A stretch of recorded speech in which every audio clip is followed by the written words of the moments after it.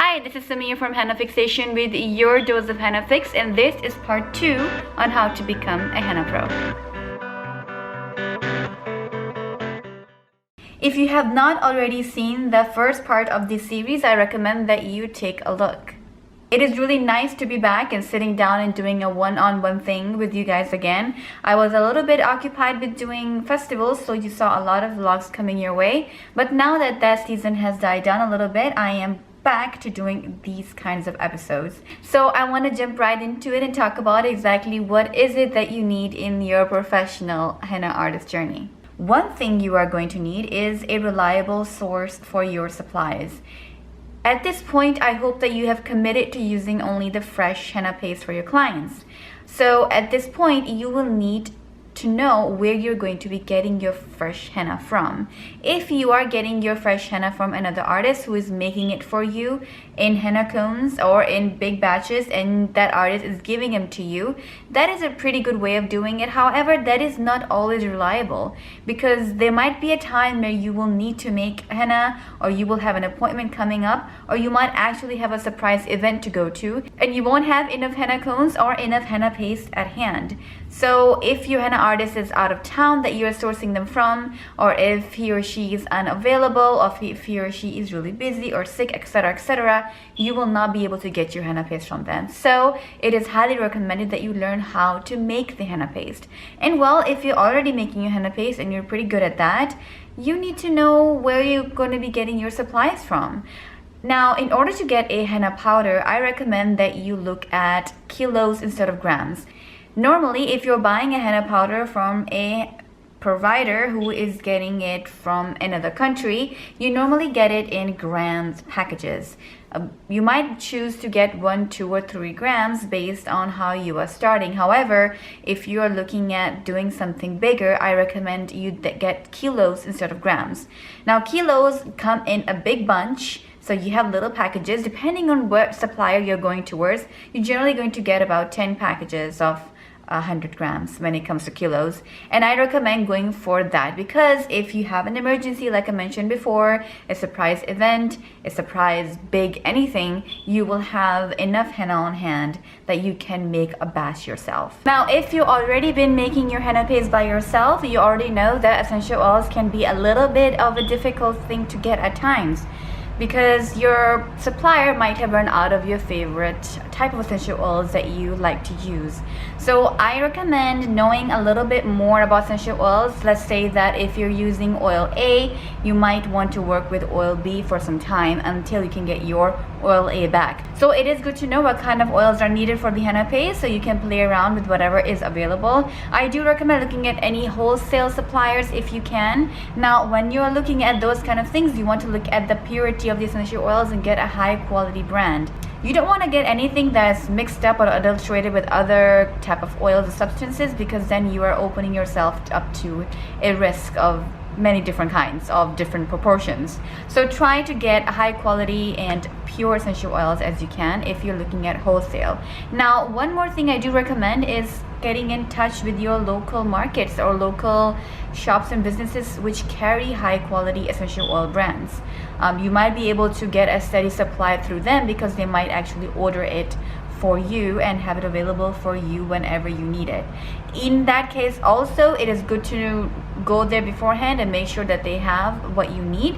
For example, for me, there's a shop close by and the owner is pretty fantastic, so if there's anything specific I will need, I can let her know that, hey, I need this essential oils, if you can order it in your next shipment, and she orders it for me and I can get it from her, which makes things pretty simple and easy. So you want to make sure that you have a steady supply of henna powder and a steady and reliable supply of essential oils also. And of course, in all of this, you want to keep in mind that you have enough on hand at all times. If you are getting low in your kilo of henna powder, you might want to refill it. Wait for the sales to come out from the supplier and just buy them when the sales come out if you do want to save, because those things can really add up. If you're buying a kilo of henna powder or a couple of kilos, I mean, you're looking at a couple of hundreds of dollars in that. So you want to be ready to spend as much as you need in order to have a reliable amount of supplies on hand. It goes without saying in these things that I do want to repeat that you need to think about quality. If you are getting your henna powder from Amazon, it's time to look elsewhere. There's a high probability that you are not getting the best product that you can get for the price that you are already paying. So you need to do some research, find out where you can get a henna powder from which you trust, a supplier which you trust, and they have good credentials and they have a lot of the supplies on hand. The second thing is something that for me is not so fun. So in order to make your henna a business, not only do you need henna, but you also need to make it a business, and in that you need to register your business, you have to license your business, you have to find out about taxes. So these are some things that you need to think about. For instance, how do you register your business? In general, you're probably going to be doing a home-based business unless you are absolutely fortunate to have a storefront where you will need to see how to go about doing that in your state. So I cannot really tell you exactly what to do because it depends on every state. And of course here I'm talking about the United States of America. You want to look at another country if you are looking at this video from another country. I am not able to help you with that. So however, in the States, you want to know what you need in order to register your business in the state. Not only registration, but you might also need licensing. So don't be afraid to call them up and ask them what is it that you need in order to go through with this business venture. You will need to fill out some forms. You will need to provide them with some information, some sensitive information or some regular information, like where are you going to be doing your henna business, your social security number and all that kind of fun stuff. So you want to be able to provide that for them in a timely manner. Another thing that you're going to need in regards to that is taxes. You are going to register your business. That means that you need to pay your taxes.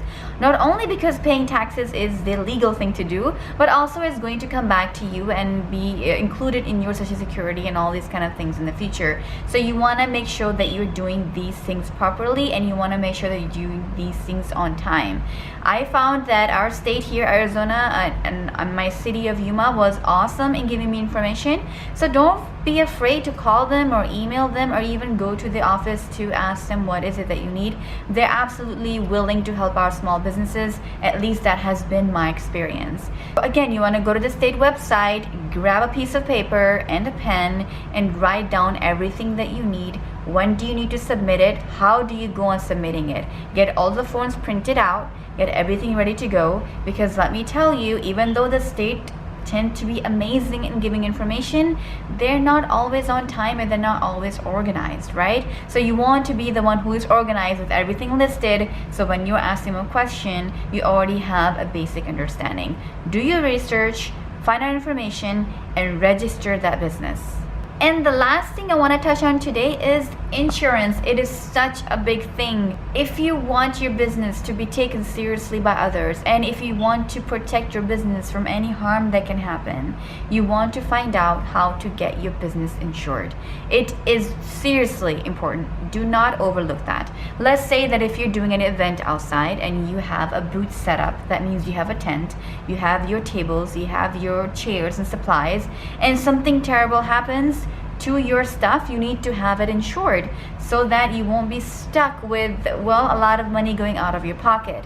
Have yourself insured. And you're going to be surprised if you're involved in some sort of a black henna or anything like that, because black henna and such is not insured. Not only that it's not insured, but it is illegal to do in the United States. So just be aware and change your practice. That's what I would recommend. So look at your insurance. There are several insurances out there that cover henna body artistry itself, or your insurance for your home insurance, or some other insurance that you are currently working with cars or home, etc. They might offer that to you. So call them and ask them, and again, you have to do some research. There are quite a few things that I did talk about today, and I want to summarize some of them in saying that you want to get your supplies, you want to get your quality supplies, and you want to have a reliable source. And secondly, you want to do a lot of research. You have to register your business.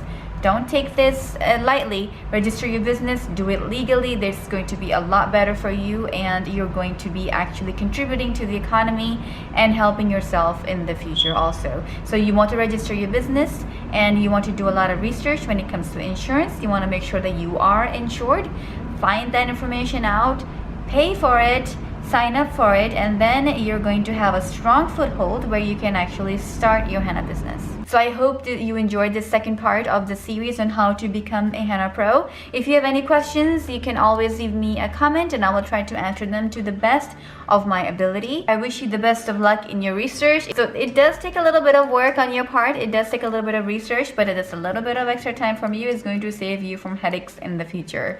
So if you like this video, be sure to hit the subscribe button so we can see each other more. You can also find me on Facebook and Instagram. The links are also down below. And remember to like and share this video with your family and friends so they can also benefit from this video. So until next time, henna on.